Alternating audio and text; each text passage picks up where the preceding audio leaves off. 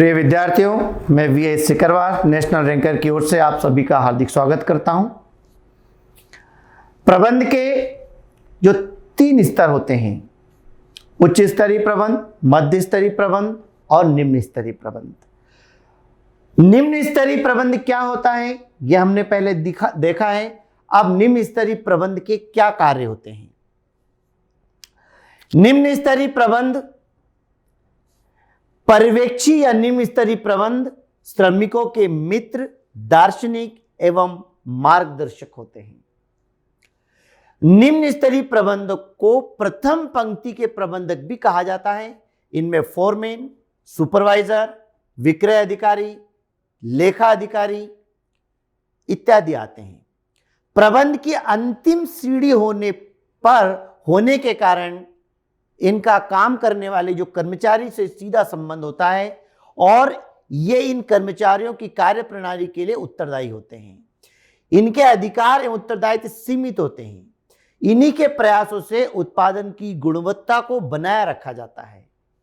निम्न स्तरीय प्रबंध, उसका नाम निम्न स्तरीय प्रबंध है, लेकिन सबसे महत्वपूर्ण प्रबंध होता है लोअर लेवल का वर्क। इसका मतलब यह होता है कि उच्च स्तर के अधिकारी द्वारा तो निर्देश दे दिए गए हैं, नीतियां बना दी गई हैं और वो काम प्रबंधक को सौंप दिया गया है। मिडिल लेवल के द्वारा फिर निर्देश दिए गए हैं, तो उस काम को पूरा करवाने का जो जिम्मा होता है, जो उत्तरदायित्व होता है, वो होता है इन निम्न स्तर के कर्मचारियों का।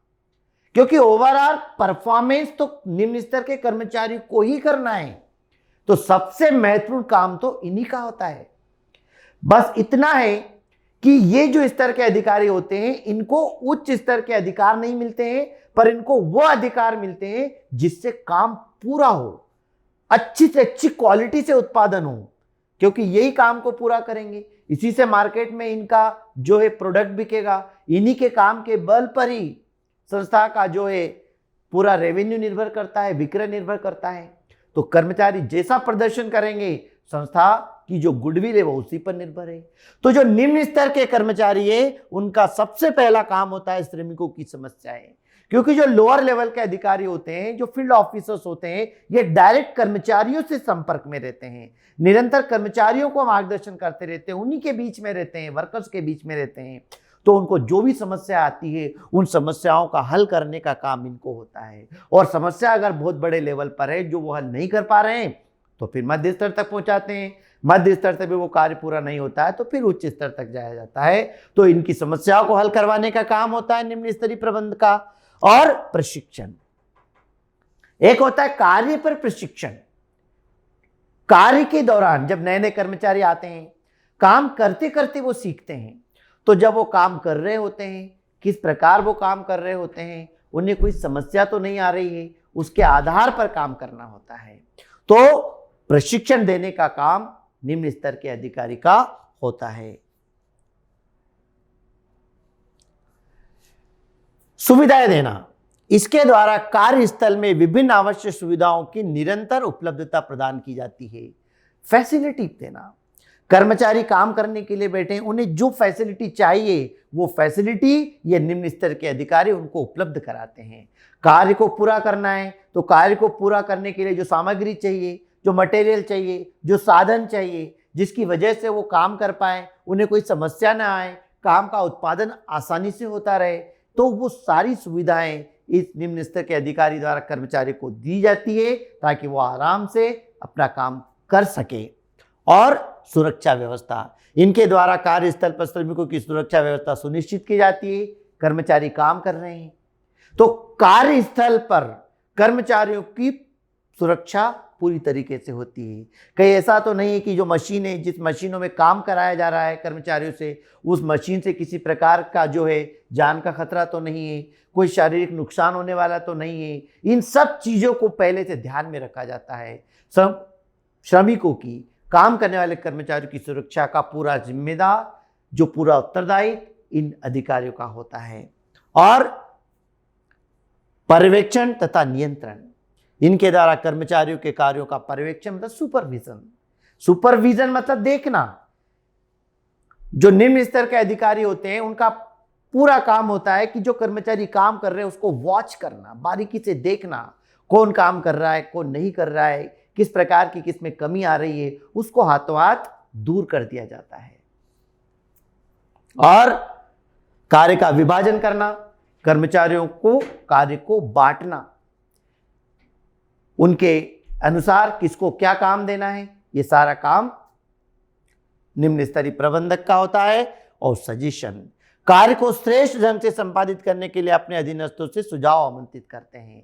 ये क्या करते हैं, सजेशन देते भी हैं, उनसे लेते भी हैं कि इस काम को करने के लिए कौन सा अच्छा तरीका हो सकता है, और इससे सभी के विचारों को वो बांटते भी हैं, उनसे विचार लेते भी हैं, जिससे कि काम करने का अच्छे से अच्छा तरीका उपलब्ध हो जाता है। अब हम देखने जा रहे हैं प्रबंध के कार्य।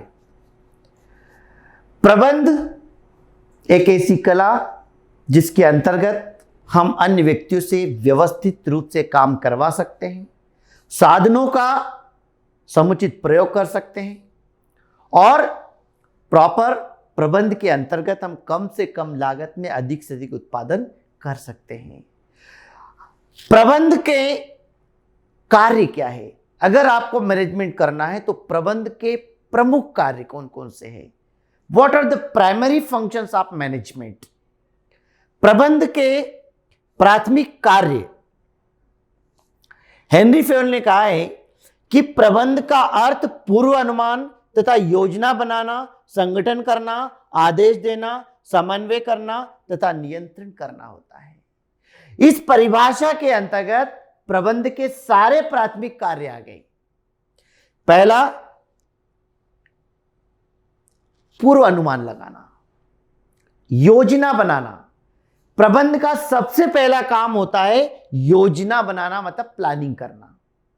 प्लानिंग करने के बाद संगठन बनाना, ऑर्गेनाइजेशन, और समन्वय मतलब सबके बीच तालमेल बिठाना, उन्हें आदेश देना, उन पर नियंत्रण रखना।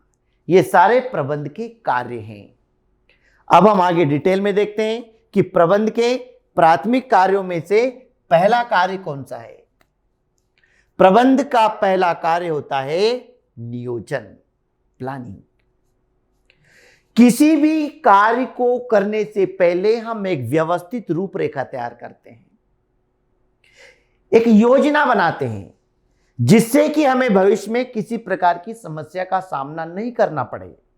उसी व्यवस्थित योजना को प्लानिंग कहते हैं। प्रबंध का सबसे पहला काम होता है प्लानिंग करना, योजना बनाना। जब तक आप प्लानिंग नहीं बनाएंगे, पहले से ही एक रूपरेखा तैयार नहीं करेंगे, और बिना सोचे विचारे अगर हम कोई कार्य को प्रारंभ कर देंगे तो उसमें हमें बहुत सारी कठिनाइयों का सामना करना पड़ेगा। हमें समस्या भी आएगी, समय भी व्यर्थ होगा, और खर्चा भी लगेगा, और हम हमारे लक्ष्य को प्राप्त भी नहीं कर पाएंगे। इसलिए सबसे पहला काम होता है प्लानिंग करना। और हर संस्था के अंतर्गत यह निरंतर चलने वाली जो क्रिया है, रोज प्लानिंग होती है। कल क्या काम करना है उसके लिए प्लानिंग, थोड़े समय बाद क्या काम करना है उसके लिए प्लानिंग। जब पहले से प्लानिंग होती है तो हम सुनिश्चित होते हैं कि हमें क्या करना है।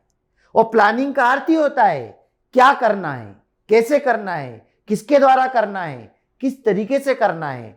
ये सब चीजें अब हमें पहले से पता रहेगी तो हम काम कर पाएंगे।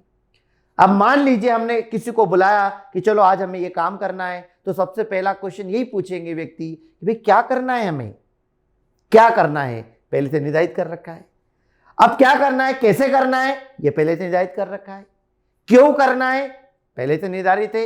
इसी को नियोजन कहते हैं, इसी को योजना कहते हैं।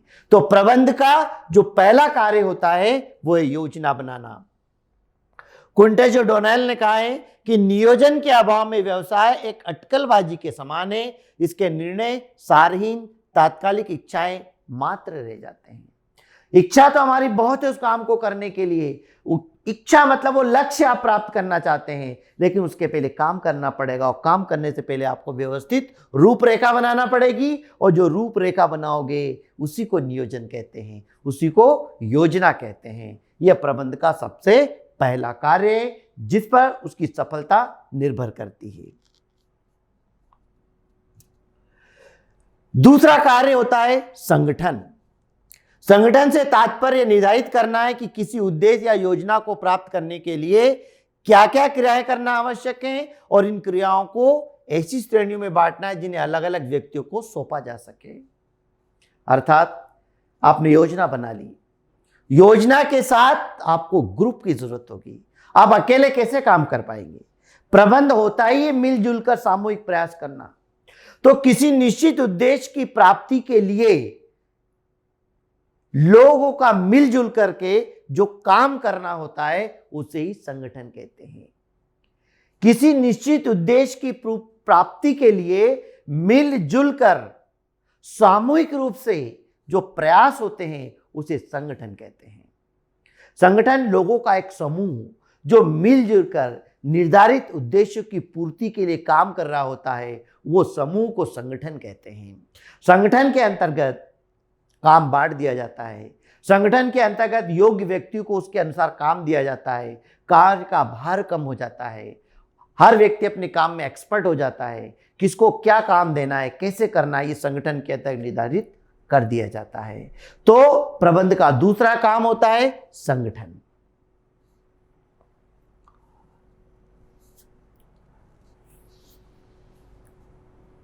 तो इस प्रकार बेटा संगठन का तीसरा काम जो होता है निर्देशन, आदेश देना, नियंत्रण करना। यह हम आगे के वीडियो में देखते हैं। Thank you.